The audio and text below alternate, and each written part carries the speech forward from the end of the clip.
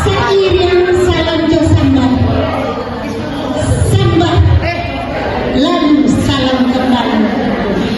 Ampun jeridan, denai pintokan. Nak lo patut saya. Air beriak tanda tak dalam. Air tenang seperti beriak. Izinkan kami moderator ucapkan salam untuk hadirin sekalian. Assalamualaikum warahmatullahi wabarakatuh.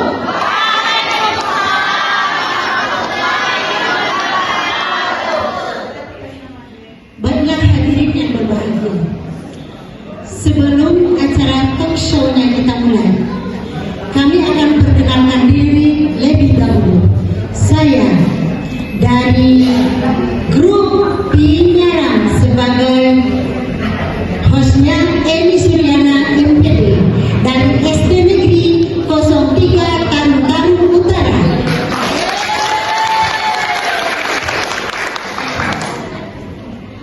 Saya sendiri Hani Malini SPDSD dari SDN 06 Pau, Kecamatan Lubuk Sikap. Narasumber kita, guru hebat kita yang pertama adalah Meli Raffianti dari SD Cendikia, dari SD IT Cahaya Madani, Lubuk Sidati.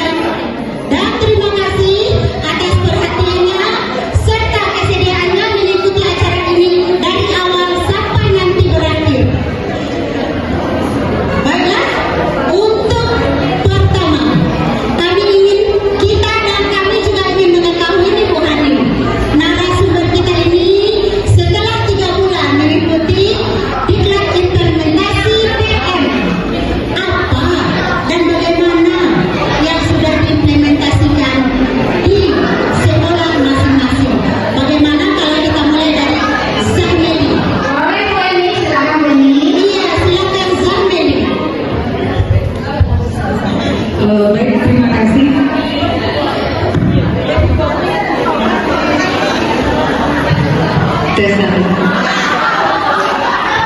Tes 1, 2, 3. Bapak Ibu, izin saya berdiri. Sebelumnya terima kasih banyak kepada moderator kita pada pagi hari ini. Berhubung tadi diawali dengan pantun dari sang moderator yang begitu luar biasa, izin Bapak dan Ibu saya juga memulai dengan pantun. Bapak dan Ibu, ketika saya nanti berpantun, mohon dibantu dibilang rancak Bapak dan Ibu. Rancak mana? Rancak mana Ibu? Rancak saja dong. Pakai bahasa ya. Bismillahirrahmanirrahim. Rabbi sholli sadri wa yassir li amri wa hlul 'uqdatam min lisani yafqahu qawli. Bapak dan Ibu, kita mulai pantunnya. Tadi pagi angin berhembus dengan ramah.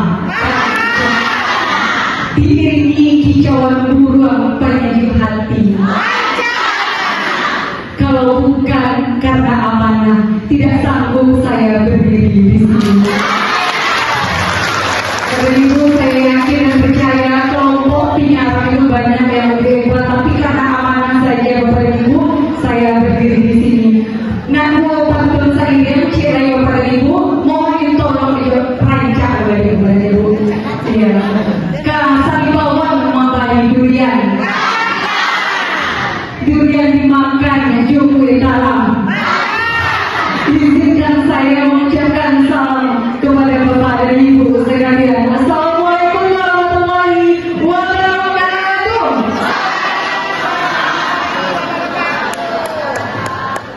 Yang terhormat Bapak Pendidikan Kabupaten Pasaman, yang terhormati Bapak Ibu DPRD Sumatera Barat, selanjutnya Bapak Ibu pengawas yang luar biasa telah memberikan waktunya, meluangkan waktunya untuk dapat menyaksikan kami pada siang hari ini. Selanjutnya yang teristimewa sekali kepada Bapak Ibu fasilitator pendidik kami, ada Ibu Deli, khususnya dari grup penyiaran, dan juga ada Bapak Istiqlal, fasilitator yang telah mendampingi kami beberapa bulan ini, dan Bapak Ibu fasilitator dari kelas-kelas yang lain, sangat hormat dari kami. Dan teristimewa sekali untuk rekan-rekan teman sejawat yang sedang menimba ilmu pada kesempatan D3 ini. Bapak Ibu, kelompok 1, bagus ya Bu ya, kita terima itu ya. Jadi kalau ada anak kita yang kurang fokus, jadi kita tetap 1, yes. Jadi semuanya tenang Bapak Ibu. Puji dan syukur senantiasa kita ucapkan kepada Allah, karena berkat ridho Allah kita masih dibangunkan dari tidur kita. Andai saja dari malam Allah cabut salah satu nikmat dalam tubuh kita, bisa saja didatangkan Allah penyakit masuk dalam telinga Bapak Ibu. Mungkin hari ini kita tidak dapat hadir di ruang yang sama-sama kita cintai. Selanjutnya salam dan salam senantiasa tercurah kepada Nabi Allah, suri teladan dalam pendidikan Bapak Ibu, mulai dari terbangun sampai kita tertidur kembali, semua itu ada teladan pada diri Rasulullah. Bapak Ibu, dalam pendidikan sederhana sekali teladan yang diberikan oleh Rasulullah. Misalnya saja dalam bersalaman Bapak Ibu, kita sering menyambut anak kita sering bersalaman ketika anak kita pulang sekolah. Bapak Ibu, itu telah dicontohkan oleh Rasulullah, bahwa Rasulullah itu selalu beliau yang memberikan tangan terlebih dahulu. Bukankah Rasulullah raja dari segala raja pada masanya? Bukankah Rasulullah yang paling agung sampai hari ini? Tapi ketika bersalaman, beliau yang duluan menjabatkan tangannya. Ketika melepaskan tangan, Rasulullah yang terakhir melepaskan tangannya. Dan ketika bersalaman, kita mungkin sering lupa. Ketika bersalaman, kita sering bercerita apa kita sadari. Dan Rasulullah itu Bapak Ibu senantiasa menghadapkan wajahnya secara penuh ke hadapan siapa saja yang disalaminya, tak sedikit apa jabatannya. Yang jelas Rasulullah itu paling tinggi jabatannya Bapak Ibu, tapi luar biasa agamanya, luar biasa contohnya bagi kita semua. Baik Bapak Ibu, itu hanya pengantar saja.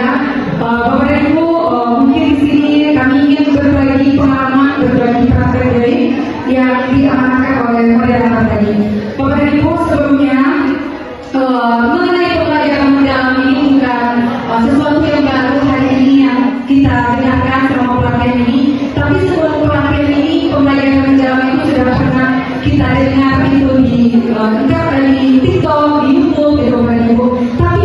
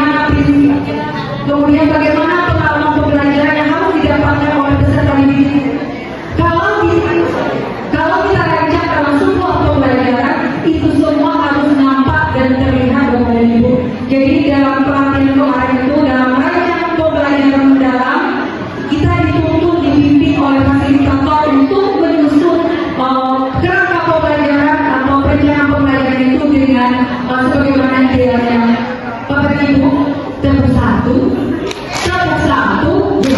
di Bapak Ibu di dalam pembelajaran dalam ini ada satu hal menurut saya yang paling menarik dibanding dengan yang sebelumnya. Di dalam pembelajaran dalam itu memang ada dinyatakan di situ di dalam kerangka pembelajaran itu ada taatan digitalisasi pembelajaran.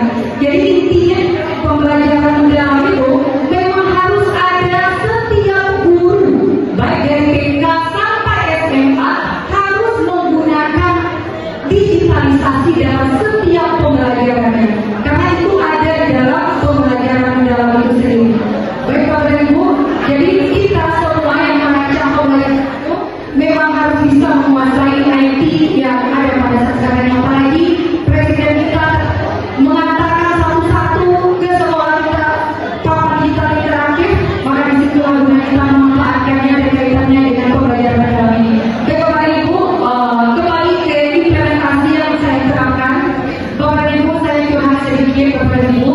Jadi sebelumnya saya ini mengajar di kelas tinggi Bapak dan Ibu beberapa tahun di kelas 6 dan kebetulannya sekarang saya mengajar di kelas 2.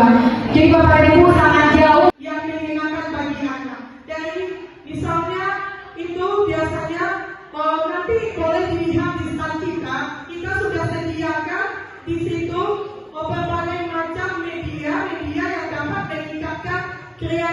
meningkatkan keterlibatan anak agar anak berminat, agar anak lebih aktif, antusias dalam belajar. Itu nanti boleh dilihat di stand kita. Banyak kami bawa media dari TKID Centeria. Ya. Kemudian tantangan selanjutnya, itu membuat media. Kemudian apa aksi yang saya lakukan? Tentunya aksi yang saya lakukan adalah merancang pembelajaran sebaik mungkin sesuai dengan pendekatan pembelajaran mendalam. Nah, kemudian saya masukkanlah 8-3-4 tersebut. Ini aksi yang saya lakukan ini boleh dilihat, ini ada sini berdoa sebelum belajar, kemudian memberikan pertanyaan pemantik. Ini juga kita melakukan tanya jawab. Nah, ini topiknya tentang ikan. Kenapa saya memilih ikan? Karena dekat dengan anak karena di Rawi pada umumnya itu orang tua banyak yang berkolam ikan, jadi lebih dekat, lebih konkret bagi anak, lebih nyata. Dan kemudian ini kami sudah memanfaatkan pemanfaatan digital, yaitu anak menonton video pembelajaran tentang tema ikan, dan di sini anak sangat antusias sekali dan dalam pembelajaran digitalisasi. Selanjutnya kita juga boleh lanjutkan Ibu. Kita juga sudah melakukan kemitraan dengan Balai Benih Ikan. Balai Benih Ikan yaitu di BPI, perikanan tempatnya, kemudian juga melakukan kunjungan belajar karena sekolah kami itu juga sarananya kurang memadai, jadi ruangannya sempit, jadi kami ambillah lingkungan belajar yaitu langsung ke kolam ikan yang ada di BPI. Untuk apa? Untuk agar anak lebih leluasa belajar di sana, langsung konkret dia belajar tentang ikan. Lihat di sini itu anak langsung memberi makan ikan. Mungkin tantangannya dan hasilnya mungkin itu yang saya lakukan. Saya kembalikan ke host. Terima kasih. Terima kasih Kak Ros. Kak Ros, anak-anaknya kan dibawa ke kolam ikan langsung. Anak-anaknya mandi nggak? Masuk nggak ke kolam? Tidak. Tidak ada kesepakatannya. Itu bukan kesepakatan jelas. Iya. Ya soalnya kan anak TK biasanya bu mandi bu, ayo bu, gitu. Tapi ada kesepakatan kita dengan anak sebelum berlibur. Iya. Terima kasih Kak Ros. Itu nggak mengambil ikan ke dalam kolam berikan bu? Kalau tes sungai, ada dimasukkan PPD itu ke dalam paspor, kemudian nanti ada anak yang memasukkan coba menanyakan manajernya langsung apa jenis ikan itu, apa warnanya, di mana bentuknya langsung analisa. Kemudian kalau ada dibawa langsung pulang ikannya. Ya itu. Jadi besok kalau ada kolam ikan kita ikut biar bisa bawa ikan pulang. Nanti kalinya langsung lalu.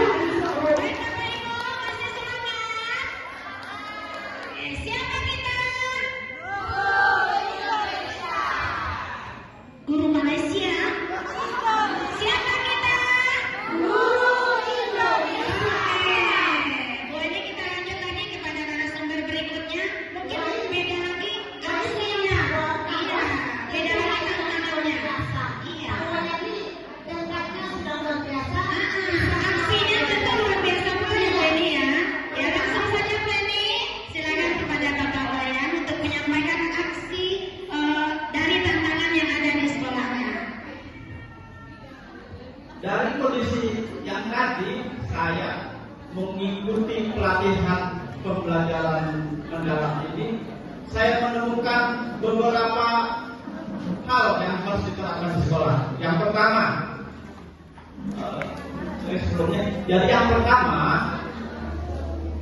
itu saya akan mengubah paradigma saya yang dari fokus pada guru. Kali ini saya harus fokus kepada murid. Yang kedua adalah pembelajaran yang menyenangkan. Nah, kita tahu kalau bapak-bapak mengajar di kelas sangat kaku. Ngajak anaknya nyanyi-nyanyi malu. Ajak anaknya main game besok-besok aja. Jadi setelah saya ikut pelatihan ini, saya terapkan bagaimana membuat kelas yang menarik. Dengan apa? Dengan kasih game. Yang kedua, kasih es breaking. Game tadi membuat anak fokus ketika anak sudah tak fokus. Es breaking saya berikan di awal supaya anak bersemangat untuk belajar. Nah, seperti itu. Jadi hasilnya waktu itu saya terapkan langsung di sekolah. 90% Bapak Ibu anak-anak itu mengerti materi yang saya ajarkan. Jadi waktu itu saya mengajar matematika tentang pengukuran liter dan mililiter. Jadi saya langsung terapkan dengan apa? Dengan media nyata. Anak-anak saya suruh membawa minuman saset. Kelompok yang lain saya suruh bawa mie dalam bentuk cup itu. Lalu mereka suruh membaca di labelnya itu aturan membuatnya seperti apa. Nah, langsung mereka baca, langsung mereka Pak, untuk membuat mie ini dibutuhkan air 350 ml. Lalu barulah kita praktekkan air 350 ml itu seperti apa, langsung kita praktekkan.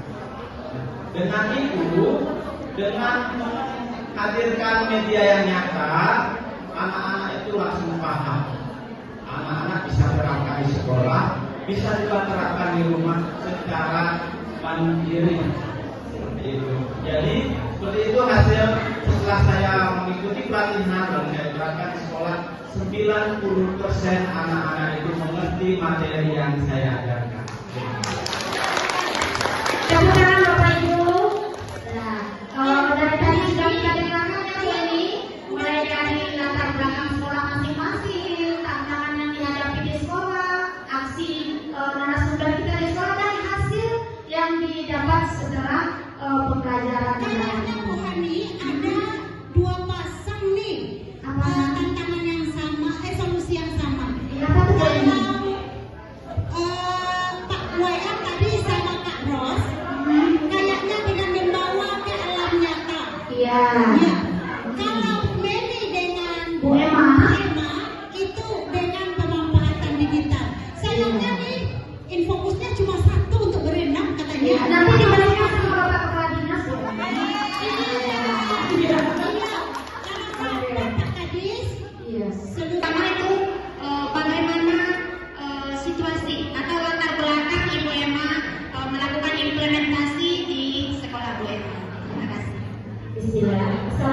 Assalamualaikum warahmatullahi wabarakatuh. Masih semangat apa Ibu? Ya, masih berani.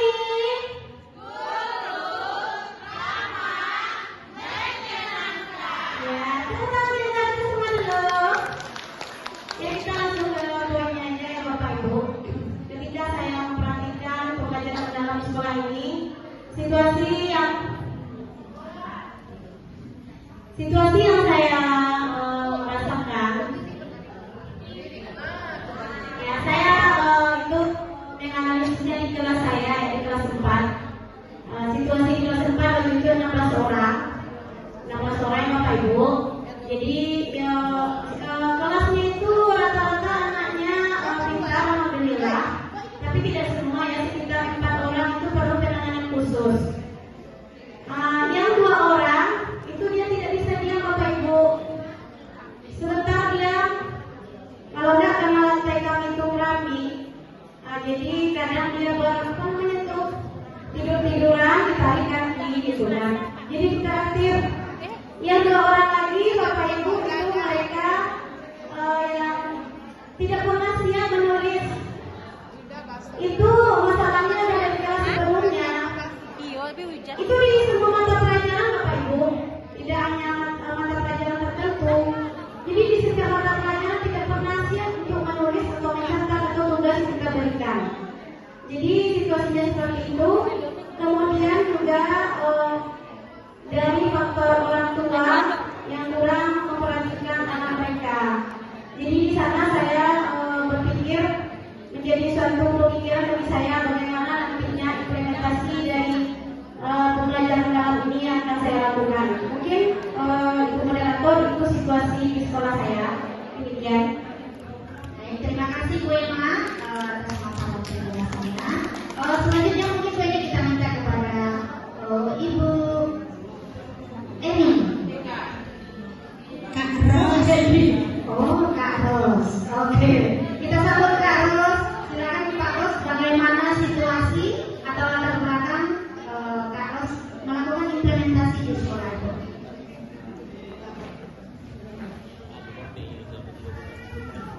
Baik, terima kasih kesempatannya Ibu. Nah, tadi pertanyaan sebelum itu saya ingin breaking dulu ya teman-teman. Yang teman-teman bicara tepuk cinta masih ayo sama-sama kita ya. Tepuk cinta, cinta kecil, cinta sedang, cinta besar. Ya. Masih semangat? Ya.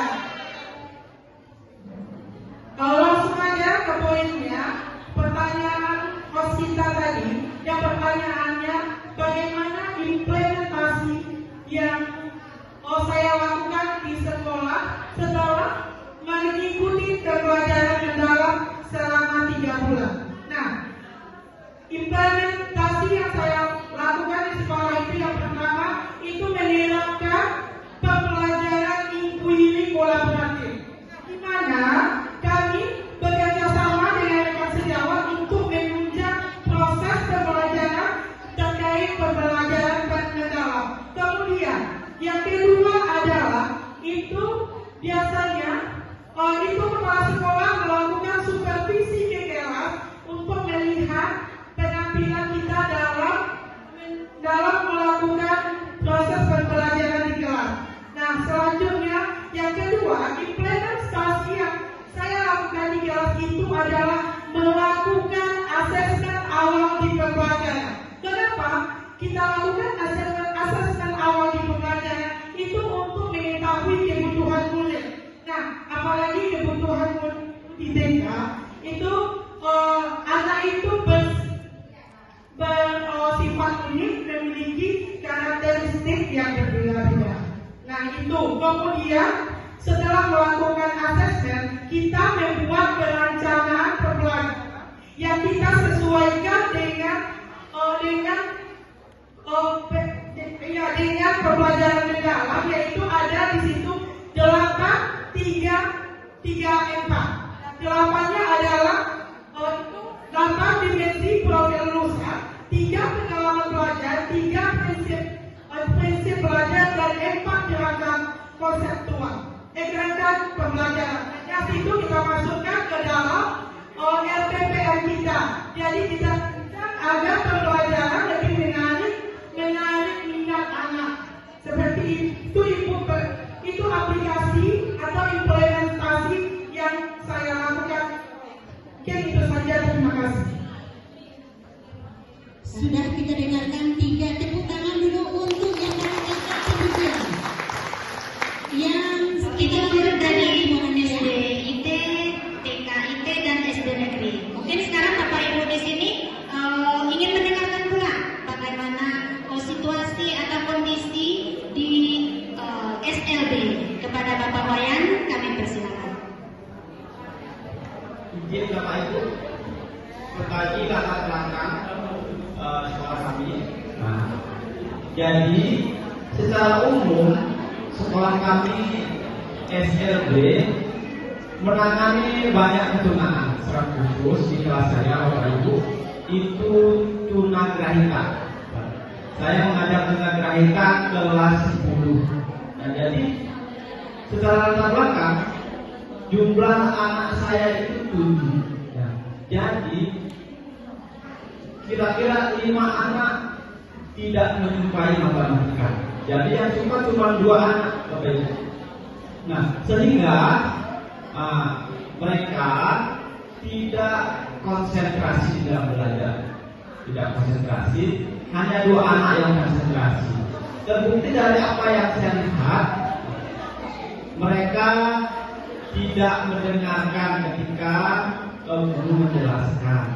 Yang kedua, ketika menjelaskan, tiba-tiba siswanya minta izin, Pak izin ke kamar mandi, silakan. Yang satu nyusul, Pak izin ke kamar mandi, silakan. Tapi tidak balik-balik lagi. Nah, seperti itu kondisinya. Jadi anak-anak itu tidak suka dengan mata pelajarannya. Yang kedua, kondisinya adalah kondisi anak kita ini IQ-nya sangat lemah. Jadi sebetulnya bisa kita ajar, tapi sangat lemah. Terbukti dari asesmen yang saya lakukan. Dan di dalam proses pembelajarannya, nah, ketika belajar, contohnya saya jelaskan matematika. Ada yang memperhatikan, fokus memperhatikan. Contohnya mengukur. Tapi ketika saya tanya, apa ada mengerti anak-anak? Mengerti Pak. Saya tanya kembali. Jawabannya apa? Pak, bola menang siapa Pak? Berarti pikir saya anak-anak itu tidak memperhatikan, cuma fokus, tapi pikirannya nggak tahu kemana. Nah, itulah kondisi sekolah kami, secara khusus di kelas saya. Kondisi anak-anak seperti itu sebelum saya menerapkan pembelajaran mendalam. Nah, sekian Bapak Ibu. Baik, tepuk tangan untuk Bapak Wayan. Jadi dapat kita simpulkan Bapak Ibu, kalau latar belakang ada situasi, walaupun sekolahnya berbeda-beda, ada dari SD, SD negeri, SLB dan juga TK, tetapi latar belakangnya sama semua, yaitu tergantung pada karakteristik peserta didiknya. Jadi itu adalah latar belakang yang disampaikan oleh narasumber kita semuanya. Baik Bu Eni,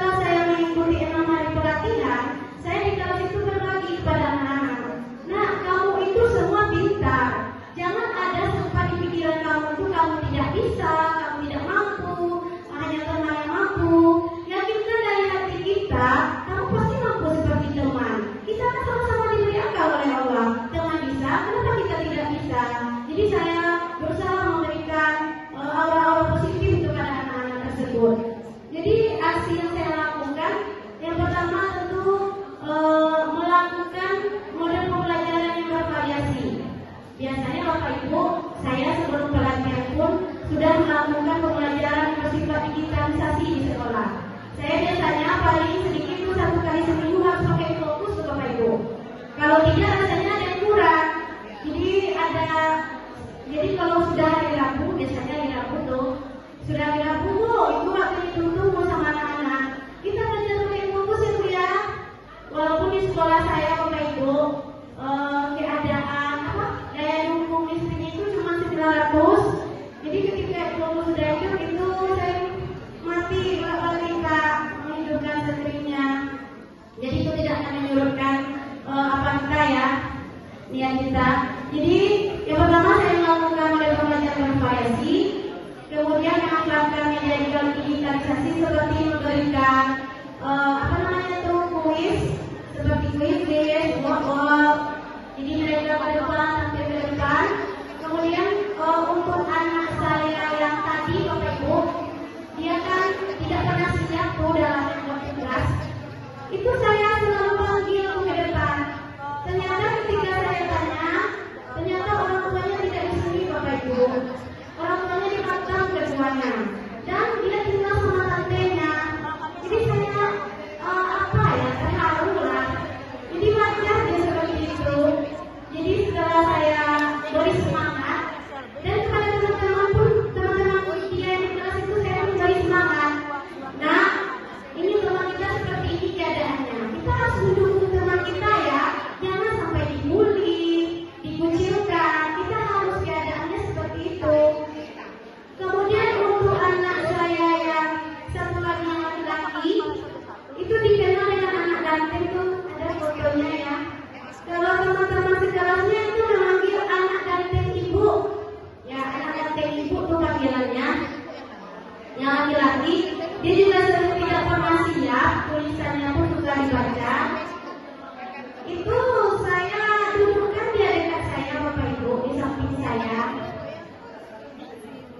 Yang awal ada foto yang awal.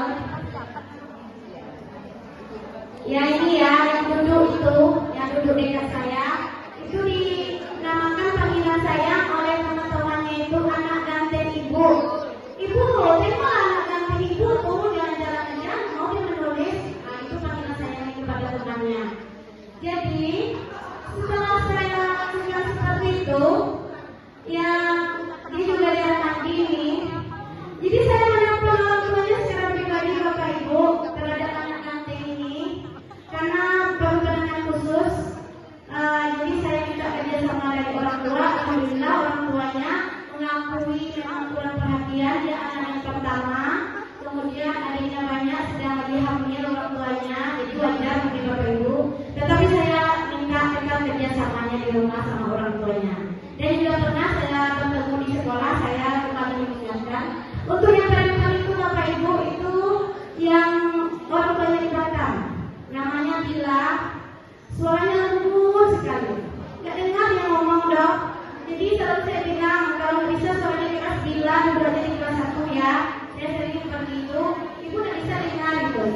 Jadi ini yang sering sakit gigi Bapak Ibu kalau sudah ada tugas atau mencatat atau menulis, sering sakit gigi, sering sakit kepala. Saya hubungi tantenya. Bila begini keadaannya, kalau kerjasamanya di rumah, tantenya merespon alhamdulillah. Merespon. Kalau Bapak Ibu semua bagaimana sama dengan saya ketika kerja sama dengan orang tuanya di rumah? Mungkin ada yang cerita, ada juga yang ada cerita mungkin Bapak Ibu. Kalau sudah nih,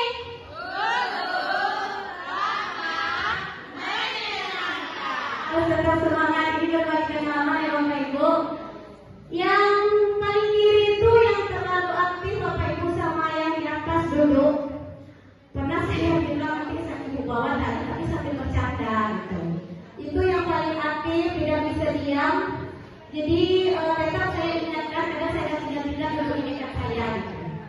Jadi alhamdulillah Bapak Ibu, selama lebih kurang 3 bulan setelah mendapatkan pelatihan ini, saya terbuka wawasan saya untuk mengatasi anak yang seperti ini.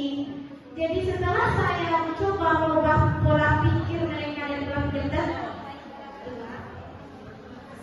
baik itu orang tua ataupun anak itu sendiri, kamu harus bisa berpikir positif, memiliki pola pikir yang berkembang.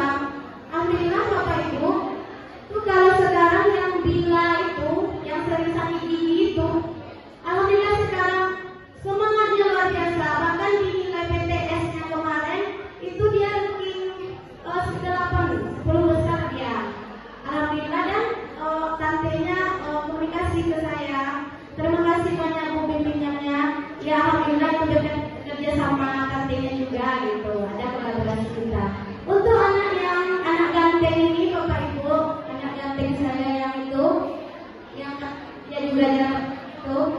Itu alhamdulillah sekarang jarang tugasnya tidak selesai Bapak Ibu. Mungkin sekali-sekali benar kalau kita merubahnya secara tidak bisa Bapak Ibu ya. Alhamdulillah secara keseluruhan sudah ada perubahannya Bapak Ibu. Mungkin demikian dari saya kembalikan ke moderator. Dan pertanyaan untuk Ibu Emma itu adalah tantangan dan aksi yang dilakukan di SDN 05 Kebun ini ya. Jadi Bapak dan Ibu pengawas Bu Emma sama Bapak Kepala Dinas sudah mendengar dulu. Nanti mungkin Bapak Kepala Dinas mau menaikkan daya listriknya nanti ke sekolah Bu Emma. Ya kan? Baik Bu Eni, dan terima kasih.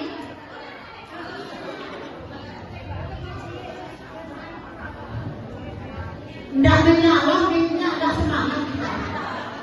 Sudah kita dengarkan tadi dari smart teacher kita di SD Negeri. Bagaimana arah menentang itu malang-malang untung rawe-rawe rantas. Bagaimana dengan yang di TK Cendikia? Puan tak terus tapi jangan lebih dari 3 menit. 2 menit. Oke Ibu. Terima kasih atas kesempatannya Ibu. Nah, tadi Ibu menanyakan apa tantangan dan aksi yang saya lakukan di TK. Nah, sebelumnya tentu kita lihat dulu apa latar belakangnya. Nah, latar belakang kalau di TK itu rendahnya minat belajar anak. Maksudnya di sini Ibu, Bapak, kenapa rendah minat belajar anak? Ada beberapa anak yang ke sekolah itu hanya untuk pergi main. Katanya saya ke sekolah itu nggak mau belajar Ibu, saya maunya main-mainan saja. Mau kata di rumah saya boleh ke sekolah, boleh nanti di situ banyak mainannya. Jadi banyak ayunannya, banyak pensilnya, banyak seluncurannya. Nah, walaupun prinsip